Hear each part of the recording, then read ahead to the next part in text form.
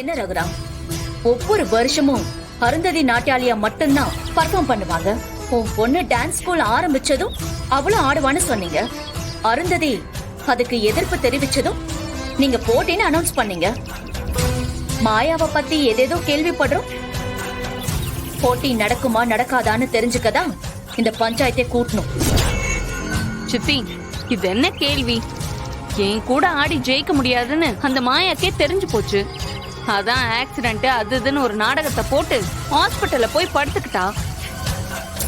பாவம், தான் பொண்ணை நம்பி வாக்கு கொடுத்துட்டு இப்ப என்ன பண்றதுன்னு தெரியாம இவர் முழிச்சிட்டு இருக்காரு. பஞ்சாயத்துல இந்த போட்டி நடக்காதுன்னு சொல்ல போறாரு. நடக்க போறது என்னோட பெர்ஃபார்மன்ஸ் மட்டும்தான். இல்லையா தலைவர் ஐயா? யாரும் யாருக்கும் பயந்துட்டு போய் ஹாஸ்பிட்டல்ல படுத்துக்கிட்டு இருக்கல. அந்த அளவுக்கு மாயா ஒண்ணு கோழையும் கிடையாது.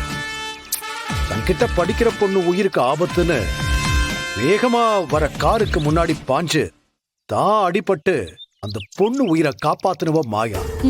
அப்புறம் இந்த ஆக்சிடென்ட பத்தி போலீஸ்ல கம்ப்ளைண்ட் கொடுத்திருக்கேன். நடந்தது விபத்தா இல்ல மாயாவை முடக்கணும்னு யாராவது சில கோழைகளோட ஏற்பாடான்னு தெரிஞ்சுக்கணும். மாயாவுக்கு நடந்த இந்த விபத்தை பத்தி இந்த ஊருக்கே தெரியும். அதோட மாயா இந்த மாதிரி போட்டிக்கெல்லாம் பயப்படுறவ கிடையாது. ஐயோ பாவம், குப்புற விழுந்தாலும் மேசையில மண்ணு ஒட்டலன்னு எவ்வளவோ போராடுறாரு பத்தியா. நான் சொல்றேன், போட்டிக்கு பயந்து நீங்க நடத்துற நாடகத்தை இந்த ஊர் வேணா நம்பலாம், ஆனா நாங்க நம்ப மாட்டோம். பயம் இல்லனா உங்க பொண்ணை வந்து போட்டியில கலந்துக்க சொல்லுங்க. போட்டியில மாயா என்ன ஜெயிச்சிட்டா, நான் என் நாட்டிய பள்ளிய மூடிட்டு போயிடுறேன். அதுவே நான் ஜெயிச்சிட்டா, நீங்க திறந்து வச்ச அந்த நடராஜா நாட்டிய பள்ளிய உங்க கையாலேயே பெரிய பூட்டா போட்டு மூடிடணும்.